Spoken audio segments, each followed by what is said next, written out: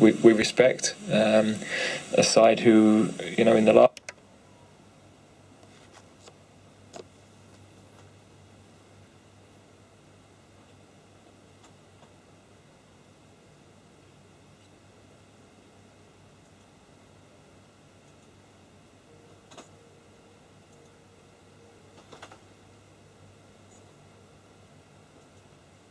for us. We have a home game to put ourselves within touching distance of going to Russia, and that's exciting.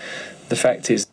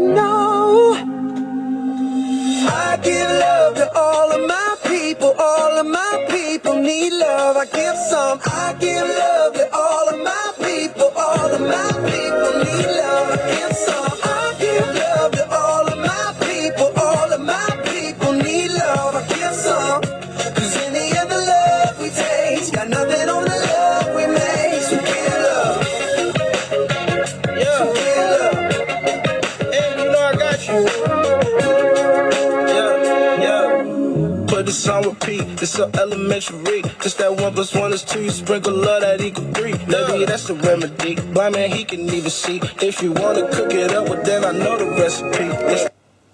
Ukraine for that playoff place in Group I. Can you see either of them doing that, Iceland or Turkey? Well, you know, the whole group, I mean, this really might be the tightest of all the groups, and certainly before Croatia played that game, you had all of the teams basically packed within 3 points of each other. They only got by Kosovo in the end by a single goal. Finland popping that surprise against Iceland, which nobody was expecting, has really flipped things around. And yeah, I think it makes it feel like a group where anything can happen a little bit.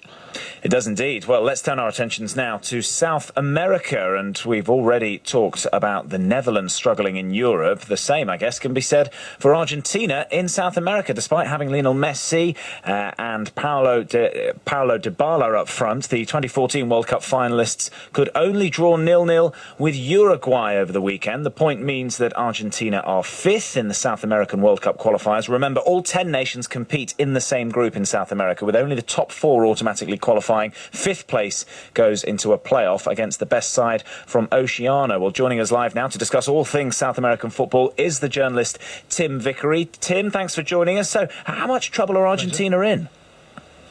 Well, a fair bit, because they've scored 15 goals in 15 games, and for a team of all the attacking talent that they have at their disposal, that's a shocking indictment of how poor they've been. They're now on their third coach of the campaign. Jorge Sampaoli has had very, very little time to implant a very different model of play. You look at the remaining games, there are 3 games to go. They're at home to Venezuela on Tuesday and at home to Peru next month. You would have thought that they can pick up enough points from those 2 home games to get themselves over the line. But there are still huge problems with the Argentina team. The 0-0 draw that they played with Uruguay on Thursday was practically unwatchable. It was a terrible, terrible game of football. Messi picking up the ball from his own centre-backs, and Messi almost forced to become a one-man team because of the deficiencies of the collective structure around him. And for all of the embarrassment of riches that Argentina have up front, they have exactly the reverse in defence, where they look extremely vulnerable. Tottenham fans will be very, very surprised to find out that Federico Fazio, who looked out of his depth in the Premier League, is now anchoring Argentina's line of 3. So it could well be a nervy ride to the finish line for Argentina. You would expect that they can pick up enough points from those home games to qualify, but a lot of hard work to be done, assuming that they do qualify, between now and the World Cup next June and July. Yeah, I just want to ask you about some of the other contenders in South America. Colombia are up against Brazil in their next qualifier. Brazil, of course, already qualified. I guess the question has to be asked now, Tim, are Colombia the second best team in South America? Well, they reached the quarterfinals of the last World Cup for the first time. It was a tournament when their coach, the Argentine, Jose Pekerman, said Colombia will definitively take a position at football's top table. Since then, they have flattered to deceive. They're not particularly happy with the way they're playing at the moment. I mean, Pekerman doesn't seem to know his side. They've used an astonishing 43 players in 15 games. And really, I think that the fact that they're in second points to a wider truth about this particular qualification campaign. Brazil, since they appointed their current coach, Chichi, have been far and away the best team, and by leagues the best team. The rest, no one is looking particularly good. And Colombia, they've only scored 18 goals in 15 games. Colombia are still struggling for a blend. Uruguay seem bereft of all confidence. Chile look as if they've gone over the hill together. Argentina have problems. And after that, you've got Peru, Paraguay and Ecuador still fighting for a place. It is, I think, in comparison with the previous campaigns, where South American football has had a great strength in depth, it has been a very mediocre campaign. Tim, you mentioned Chile just there. I mean, you're talking about the team that's won the last 2 Copa America. I was wondering whether you felt like they have been impacted at all. I mean, I'm sure it's bigger than this to lose 3-0 at home to Paraguay, but they've been impacted at all by the Alexis Sanchez saga and him maybe not being the leader that they need him to be right now, or not in the shape to be the leader he needs to be right now. No, I think there are wider problems. When Chile reached the final of the Confederations Cup back in July, but in the 5 games, they only won 1 of them and only scored 4 goals. Chile's method of play, it needs real fizz about it. They throw lots of players forward, creating options for the man on the ball. It needs high intensity to play that way, and this is an ageing generation. When Sanchez is now approaching 29, yeah. He's one of the younger players of the key players, and it's also a style of play which does leave them open to the opposing counter-attack. And what Paraguay did, they picked experienced players in their defensive unit and pace up front to hit them on the counter-attack. So although the result might stand out as a surprise, I think the writing has been on the wall for Chile, and Chile now have real problems because their remaining fixtures are not easy. At the extreme altitude of Bolivia on Tuesday, and they still have to visit Brazil. The one thing that's worked in Chile's favour, and this is something which really is distorting the qualification table. A year ago, Bolivia drew 0-0 with Chile and beat Peru 2-0.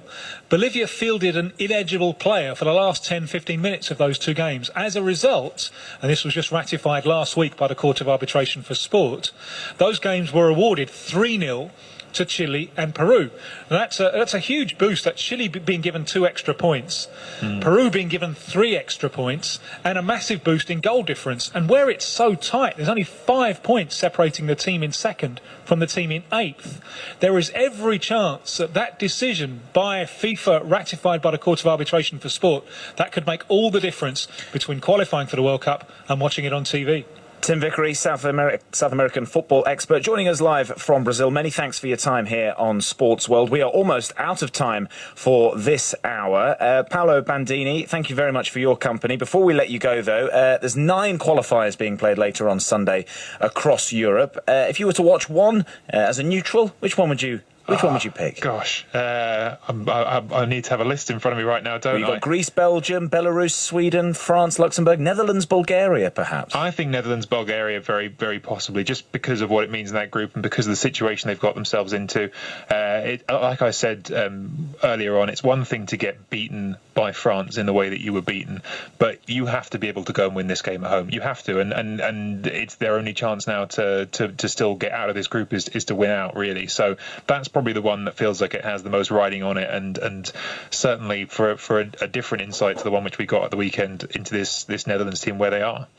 Well, it's a good job we're letting you go right now, Paolo, because the Netherlands against Bulgaria kicks off in 2 minutes' time. So get yourself in front of a TV and enjoy that one. Paolo Bandini, football writer and journalist, many thanks for your time. Just a word on the USA. We were talking about South America. In the USA, they were beaten 2-0 at home in New Jersey on Friday by Costa Rica. It leaves them 3rd in the group, just a point ahead of Honduras, who they play next on Tuesday. So not everything going Bruce Arena's way since his return to the US men's national team as head coach. You're listening to Sports World here on the BBC World Service. That concludes our review and preview of the World Cup qualification for Russia 2018. But coming up in the next hour of the programme, we have a full and extensive preview to the 2017 NFL season, which gets underway in just 4 days' time. You're listening to the BBC World Service, and here's what's happening in the studio this week. Join British composer Hannah Kendall as she creates The Spark Catchers, commissioned for its world premiere at the BBC Proms, the biggest music festival in the world. Inspired by a poem, she transforms the work from a picture on paper to a performance at one of the UK's most prestigious concert halls. In the studio, Tuesday at 3:30 and 10:30 GMT. This is Mike Williams on the BBC World Service. In the next hour of Sports World, we preview the new NFL season, which begins on Thursday. Can the Patriots make it back-to-back Super Bowls? And who could be the next big thing when it comes to quarterbacks? Stay with us.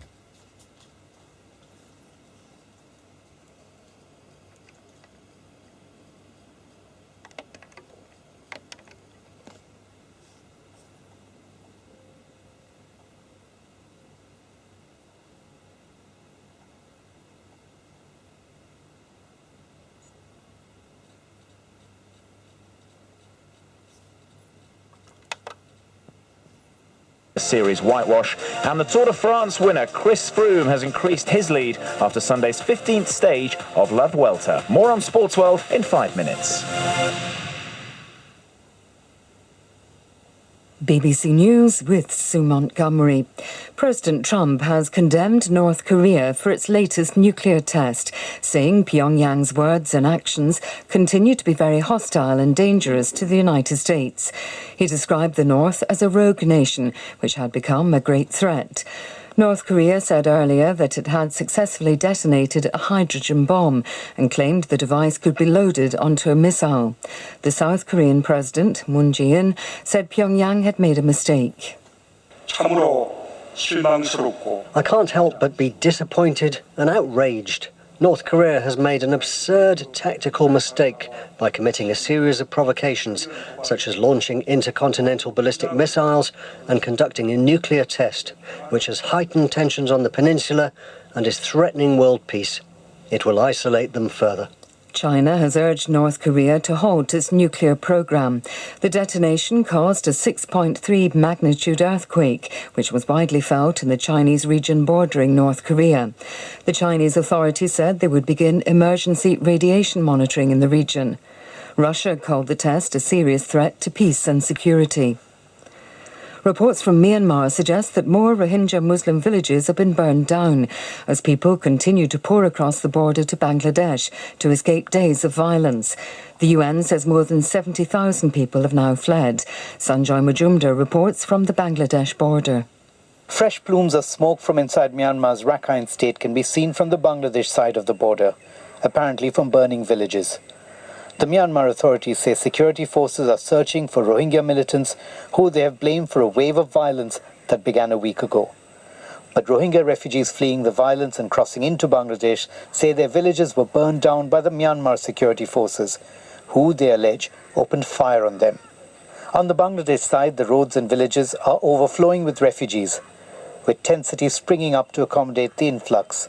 One of Cambodia's last independent newspapers, the Cambodia Daily, has announced it will close after the government ordered it to pay a huge tax bill. The paper, which is often critical of the authorities, accused the government of destroying it by demanding payment of more than $6 million. Here's Jonathan Head. The Cambodia Daily was founded in the early 1990s, a time when the country was receiving substantial international aid to help it rebuild after a long civil war, and when a climate of free expression prevailed. Last month, the Cambodia Daily was presented with a bill for unpaid tax of more than $6 million and ordered to close. Its editors say the paper runs at a financial loss and believe the figure was plucked from the air. At the same time, 2 local radio stations, known for carrying content critical of Prime Minister Hun Sen, were shut down.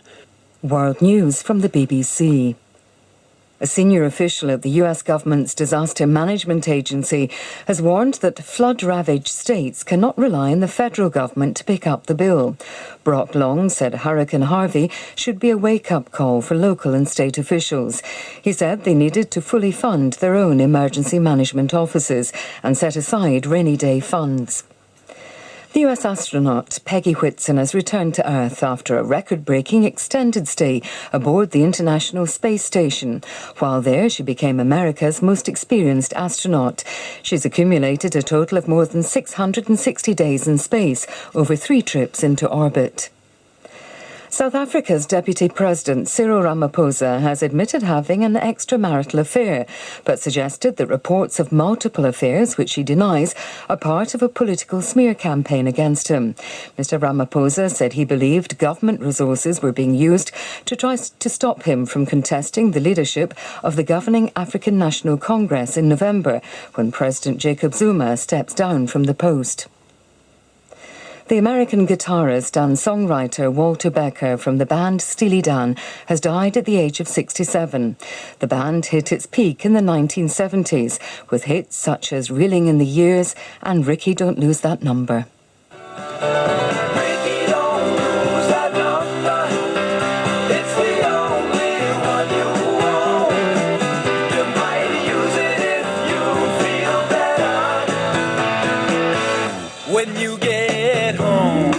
Steely Dan blurred musical boundaries with a cool, wry, sophisticated blend of jazz, rock and pop. The band's co-founder, Donald Fagen, said his friend Walter Becker had the knack of creative mimicry, transforming what he saw into bubbly, incisive art. And that's the BBC News. On radio, online and on mobile, this is Sports World on the BBC World Service. Welcome back to Sports World on Sunday with me, Mike Williams. We'll be live in New York.